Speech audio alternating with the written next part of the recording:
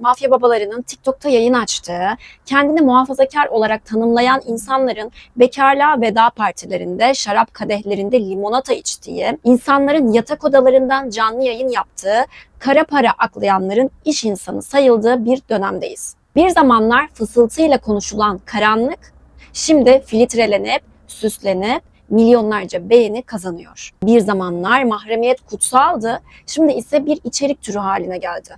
Haksız yere başkalarının parasını gasp ederek milyonlar kazanan insanların fotoğraflarının altına helal olsun yazılıyor. Çünkü takipçi sayısı artık ahlaktan daha önemli bir kavram. Milyonlarca takipçisi olan, insanları etkileyip influence eden influencerların toplumsal meseleler hakkında yalandan attıkları bir hikayenin arkasında iç çamaşırı linki verdiklerini gördüm. Ve işte bizler böyle bir dönemde yaşıyoruz. Hakikatin, estetiğin, hatta günahın bile pazarlandığı bir çağdayız. Artık hiç kimse olduğu gibi değil, göründüğü kadar var. Bir zamanların değerli dediğimiz kavramları, ahlak, etik, erdem, şimdi yerine takipçi sayısı, beğeniler, yeni trendlere bırakmış durumda. Şimdi kilometrelerce ötedeki olayları bile anında görebiliyoruz, bilebiliyoruz. Yani insanların bu kadar bağlantılı olduğu bir çağda aslında birbirimizden en kopuk dönemimizi yaşıyoruz. Herkesin bir sesi var ama hiç kimsenin anlamlı söyleyecek bir sözü yok. Peki her şeyin mübah sayıldığı bu dönemde ahlaklı olmak, etik davranmak gerçekten önemli mi? Veya gerek var mı? Şimdi biraz eskiye gidelim, biraz beyin fırtınası yapalım. Modernizm akımı 19. yüzyılın ortalarında sanayi devrimi, bilimdeki gelişmeler, şehirleşmeler, insanların inanç sistemlerini sorgulamasıyla birlikte ortaya çıktı. Bu dönemde çığır açan cümleler söylendi. Özgürlük sadece demokrasiyle ortaya çıkar gibi. Seri üretimin getirdiği sahte bolluklar içerisinde insanların birçok seçenekleri vardı ve hangisini seçeceklerini bilemiyor ve boşluklara düşüyorlardı. Haliyle insanlar doğadan uzaklaştı, şehirlere taşındılar. Anonim kalabalıklar oluştu. İnsanlar bu kalabalıkların arasında yalnızlaştılar ve sanatta, felsefede işte insanın o anlam arayışı, kimlik bunalımları ortaya çıkmaya başladı. İnsanlar yavaş yavaş inanç sistemlerinden, maneviyattan da kopmaya başladılar ve bilim her şeyi açıklar gibi büyük bir cümlenin altında ezildiler ve aradıklarını bulamadılar. İşte burada da devreye postmodernizm girdi. Postmodernizme aslında şüphecilik diyebiliriz. Yani sana göre böyleyse bana göre de böyle demeye başladı insanlar ve doğru, hakikat kişiye göre değişen bir şey olmaya başladı. Yani herkesin pusulası farklı bir kıbleye gösteriyordu artık. Milyonlarca kişinin öldüğü savaş haberleri bile deterjan, peynir reklamları arasında gösterilmeye başladı ve insanlar olarak nasıl delirmiyoruz diye düşünmeye başladık ama belki de sessizce deliriyoruzdur aslında. Ahlak, empati, erdem gibi kavramlar az uyaranın olduğu o eski devirlere aitmiş gibi günümüzde eğreti durmaya başladı. Artık sen varsan her şey var. Sadece sen önemlisin. Her şeyi yapmak mübahtır. İyi niyetli olmak, saf ve salak olmak gibi gösterildi. Arkadaş ortamlarında bile bu akıllar verilmeye başlandı ve insanlar artık bir hedonizm çağına doğru ilerledi. Yani artık herkes kendi zevkleri ve hazları için yaşamaya başladı. Din ve ahlak aslında iç içe geçmiş kavramlar gibi görünüyor. Çünkü bütün inanç sistemlerinde, sadece dinlerde değil, öğretiler, inanç sistemlerinde bile hep iyilik, ahlaklı olma, iyi doğru yolda olmak öğretilir. Ama bu demek değildir ki kendini dindar olarak tanıtan bir kişi ahlaklı, inancı olmayan kişi de ahlaksız olsun. Kendini dindar olarak tanımlayan kişi ahlaksız, inancı olmayan kişi de ahlaklı olabiliyor ama bu da dinlerin ve inanç sistemlerinin sorunu değil.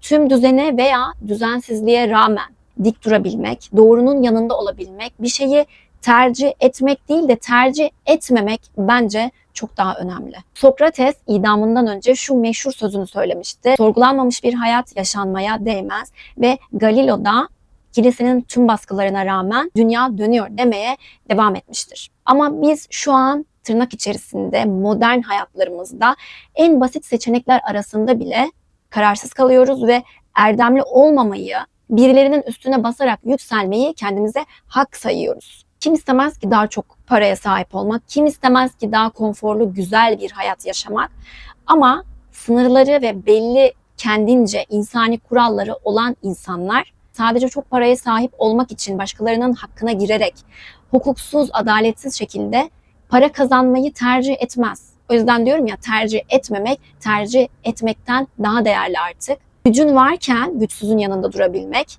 gitme imkanın varken gitmemek ve mücadele etmek daha değerli. Her şeyin içinin bu kadar boşaltıldığı bir dönemde insanlar ne yapacağını bilmiyor ve bir sonraki duraklarını bekliyorlar. Peki bir sonraki durak nereye?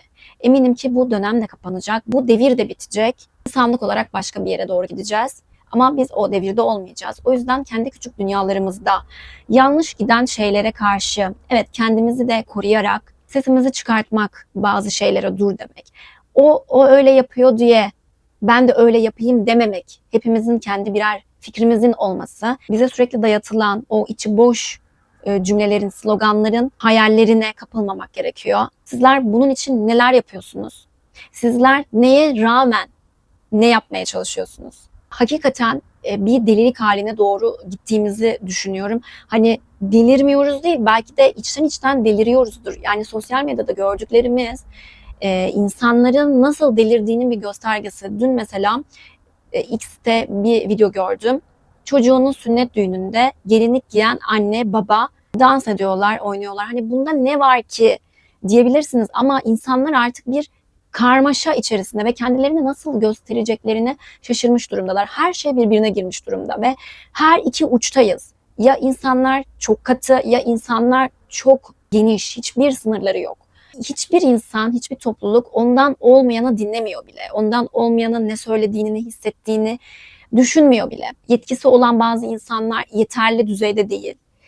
O yetki ona verilmişken yardım etmesi gereken kişilere yardım etmek yerine kendini daha nasıl yükseltirim derdine düşüyor. Sosyal medyada binlerce kişiyi etki eden insanlar insanlara bomboş bir hayatı vaat ediyorlar. Alkışlanıyorlar, ödül alıyorlar. Peki neden böyle? Neden böyle diye düşündüğüm zaman hep mi kötülük kazanır? Hep mi yanlış olan daha üstün gelir diye düşündüğüm zaman kendi çevremde de konuştuğum zaman hep bu cümleleri duyuyorum. İşte kötü olan kazanıyor diye. Neden bu düşünce hepimizde hakim? Şunun için aslında sorgulayan ve iyi bir hayatı, kendince doğru bir hayatı benimseyen insanların payı bunda daha fazla. Çünkü kötü zaten kötü. Hani onun bir şeyleri iyi yapma gibi bir derdi yok. Ama bilinçli olan veya iyi olan insanların da böyle bir derdi olması gerekiyor. Kara para aklama konularıyla gündem olan ve milyonlarca takipçiye sahip olan bu insanlar, söylemesem bile sizler anlamışsınızdır. O insana kızamıyorum çünkü o insan bundan bir menfaat elde ediyor. Para kazanıyor, egosunu tatmin ediyor, şöhret elde ediyor. Peki onları takip eden insanlar buradan ne kazanıyor? Her şeyin bilincinde olup farkına varıp bana neci diyen insan aslında daha suçlu bana göre. Evet, şunu düşünebilirsiniz. Yani bu sistem böyle, bu düzen böyle, ben bunu değiştiremem diyebilirsiniz. Ama size örnek verdiğim gibi bizden önce yaşayan filozoflar veya işte toplumlara yön veren, iyi şekilde yön veren o insanlar bizim gibi düşünmemişler, bir şeyler yapmışlar ve gerçekten de bir çığır açmışlar.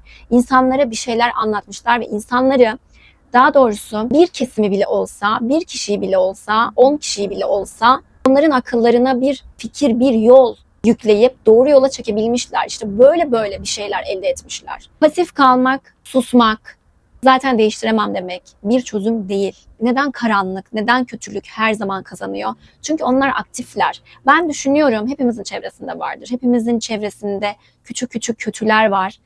Düşünüyorum, evet, sürekli kazanıyorlar, doğru.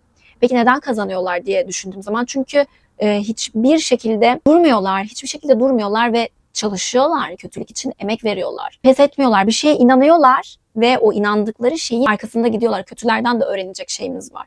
Peki daha iyi tarafta duran insanları düşünün, hayal edin. Ben etrafımda da, çevremde de hayal ediyorum. Daha pasif kalan, kimse kırılmasın, kimse üzülmesin deyip sessiz kalan, kötülere de iyi davranan, belki onların da işte öyle değildir diye düşünen insanlar. İşte o yüzden onlar kazanıyor. İyi tarafta olanlar pasif olduğu için kaybediyor. Ama bu böyle olmak zorunda değil. Bu böyle olmak zorunda değil. Sizler bu konu hakkında neler düşünüyorsunuz? Yorumlarınızı bekliyorum.